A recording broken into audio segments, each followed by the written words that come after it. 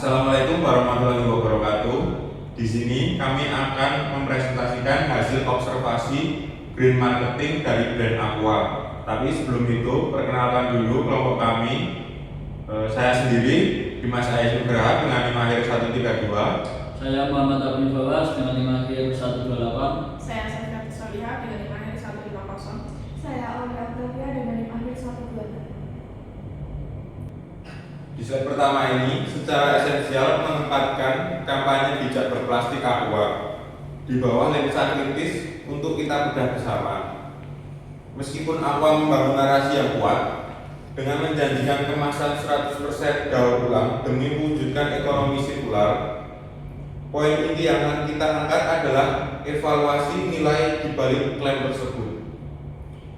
Di presentasi ini kita akan mengajak audiens untuk mempertanyakan apakah janji pelestarian lingkungan ini benar-benar berakar pada tanggung jawab realitas operasional perusahaan atau sekedar komodifikasi isu ekologi sebagai taktik pencitraan komersial di permukaan semata. Selanjutnya, kita akan masuk ke bagian yang paling penting pada analisis ini, yaitu 7 dosa greenwashing atau 7 sins of greenwashing pada brand Aqua. Nah, sebelum kita membedah hasil audit dari brand Aqua ini, penting untuk kita ketahui bahwa dalam teori manajemen pemasaran hijau terdapat 7 indikator utama yang biasanya digunakan untuk menguji keabsahan sebuah brand pada klaim lingkungannya. Nah, 7 indikator tersebut adalah dosa kompromi tersembunyi, tanpa bukti, ketidakjelasan, label palsu, ketidakrelevanan, kurang jahat, dan yang terakhir adalah berbohong. Nah, pada kasus kampanye botol 100% pada brand Aqua ini, kami melakukan screening mendalam dan menyoroti 3 dosa yang paling kritis dan relevan dengan industri AMDK. Nah, ini adalah hasilnya. Yang pertama, brand Aqua itu lulus pada dosa tanpa bukti atau no proof. Dikarenakan Aqua tidak sekedar melakukan klaim di atas kertas saja, namun mereka menunjukkan wujud asli botol 100% RPET dan memiliki infrastruktur daur ulang yang dapat diverifikasi secara nyata. Yang kedua, brand Aqua juga lulus pada dosa berbohong atau fibbing, dikarenakan klaim yang mereka sampaikan tidak dipalsukan. Inisiatif pengumpulan sampah plastik dan program edukasi daur ulang di lapangan memang berjalan secara aktif dan konkret.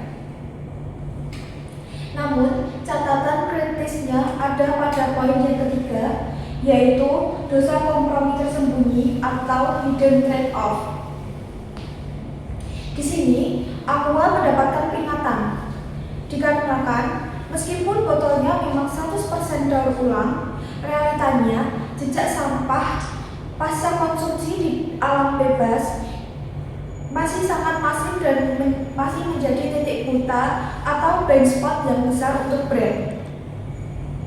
Klaim ramah lingkungan ini berisiko mengalihkan perhatian konsumen dari fakta bahwa produksi plastik sekali pakai secara agregat masih berkontribusi pada beban lingkungan jika tata kelola hilirnya belum sempurna. Lalu, bagaimana dampak dari kampanye ini terhadap sudut pandang konsumen? Nah, mari kita bahas melalui bagian realitas pasar yang kami temukan melalui mini survei. Nah, dari data yang berhasil kami himpun, tingkat awareness konsumen sebenarnya itu sangat tinggi. Sebanyak 71,4% konsumen mengetahui dengan baik kampanye hijau ini. Dan katalis utamanya itu didominasi oleh efektivitas iklan di media sosial yang menjangkau hingga 66,7% responden. Namun, ada temuan yang sangat menarik di balik tingginya kesadaran tersebut. Tingginya kesadaran itu ternyata tidak serta-merta melahirkan kepercayaan mutlak terhadap konsumen. Mayoritas responden, yaitu sebanyak 52,4%, itu bersikap netral atau ragu-ragu. terhadap konsistensi klaim 100% daur ulang botol Aqua ini. Dan tercatat hanya 38,1 yang menyatakan percaya terhadap kampanye pada brand Aqua ini. Hal ini menunjukkan adanya gap atau celah skeptisisme yang cukup besar di benak masyarakat saat ini terhadap gerakan-gerakan ramah lingkungan kooperasi. Selanjutnya itu ada kampanye brand Aqua itu termasuk green marketing atau greenwashing. Jadi dari hasil kampanye kemarin itu persepsinya itu 38,1% itu menilai sebagai green marketing yang tulus. Lalu ada juga yang 38,1% itu menilai sebagai campuran, ada yang nyata atau unsur pencitraan. Nah, hasilnya itu menunjukkan konsumen cenderung ragu atau 42,9% itu berada di posisi netral. Sementara hanya 33,3% yang merasa untuk niat membelinya itu meningkat. Hal ini itu menunjukkan bahwa keraguan publik terhadap ketulusan sebuah kampanye lingkungan dapat secara langsung menghambat efektivitas pemasaran itu sendiri. Tapi di balik persepsi tersebut terdapat fakta yang mengejutkan, yaitu the blind spot atau bisa disebut dengan sisi buta kampanye. Nah, dari data Impact Report 2023 Sungai Watch itu Aqua tercatat sebagai penyumbang polutan plastik terbesar di sungai-sungai yang ada di Bali. Nah, itu sejumlah 39.118 item sampah. Yang lebih menariknya itu informasi baru bagi masyarakat. Sebanyak 66,7% responden baru mengetahui fakta krisis ini setelah mereka itu mengikuti survei kami. Hal ini menunjukkan adanya kesenjangan informasi yang besar antara citra yang ditampilkan dalam kampanye dengan realitas. Oke, yang selanjutnya ada bagaimana fakta Bali mengubah persepsi. Pada slide ini kita dapat membedah anatomi persikapan konsumen ketika dihadapkan pada realitas yang kontradiktif. Menariknya, respon mayoritas pada angka 42,9 tetap positif. Hal ini menunjukkan bahwa sebagai masyarakat masih memberikan toleransi dan mengapresiasi niat baik awal dari program daur ulang perusahaan. Sementara itu, 33,3% mengadopsi sikap rasional dengan memilih wait and see. Mereka menunda penghakiman dan menuntut pembuktian lebih lanjut. Namun, peringatan keras bagi perusahaan ada pada kelompok 23,8% menjadi negatif.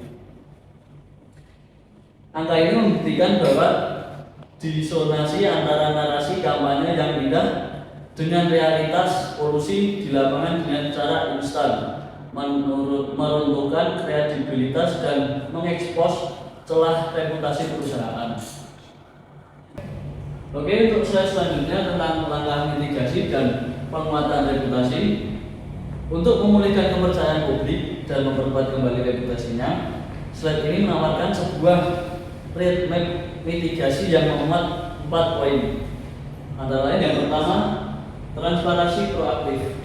Perusahaan tidak boleh lagi bersikap defensif atau menutupi realitas di lapangan, seperti halnya isu polusi di Bali.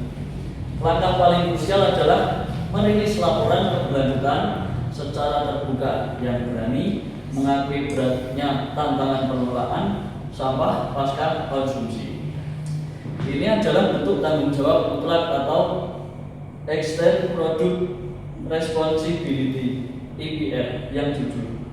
Yang kedua ada tindakan ekstra kemasan. Langkah selanjutnya menuntut perusahaan untuk bergeser dari sekedar retorika pemasaran. Perusahaan harus berani beralih dari sekedar menggunakan narasi botol daur ulang dan mulai mengalihkan fokus pada investasi fisik berskala besar. Dan yang berikutnya, terdapat penekanan ganda di slide ini bahwa investasi fisik tersebut harus diwujudkan. dalam bentuk pembangunan infrastruktur, pencegahan, dan pengumpulan sampah. Aksi nyata ini wajib diprioritaskan pada daerah-daerah yang terbukti mengalami krisis lingkungan yang parah seperti Bali. Dan yang terakhir ada edukasi kolaboratif. Dalam kampanye mereka, pesan pemasaran tidak boleh lagi sekedar menyuruh konsumen untuk membeli produk. Sebaliknya, perusahaan harus mengedukasi dan mendorong konsumen agar proaktif mengembalikan botol bekas demi menutup rantai sistem daur ulang yang sempurna. Selanjutnya adalah kesimpulan dari hasil survei kelompok kami. Kesimpulan ini memberikan evaluasi kritis terhadap kampanye Aqua dengan membongkar adanya hidden trade-off atau pertukaran tersembunyi. Meskipun inisiatif bijak berplastik diakui sebagai langkah green marketing yang nyata, hal tersebut masih belum cukup untuk menutup realitas jejak sampah plastik mereka yang masih di lingkungan. Berdasarkan evaluasi tersebut, rekomendasi utama yang harus didorong pada Aqua adalah mereka dituntut untuk membuktikan tanggung jawab ekologis secara tuntas dari hulu ke hilir. Tanggung jawab ini tidak boleh hanya ada proses produksi di dalam pabrik, melainkan harus menyentuh dampak pasca konsumsi di lapangan. Hal ini menjadi syarat mutlak jika Aqua ingin menghindari tuduhan pencitraan atau greenwashing dan benar-benar memenangkan kepercayaan konsumen, khususnya generasi Gen Z. Sekian presentasi hasil observasi green marketing dari kelompok kami. Kurang lebihnya kami mohon maaf. Salam dari Pak.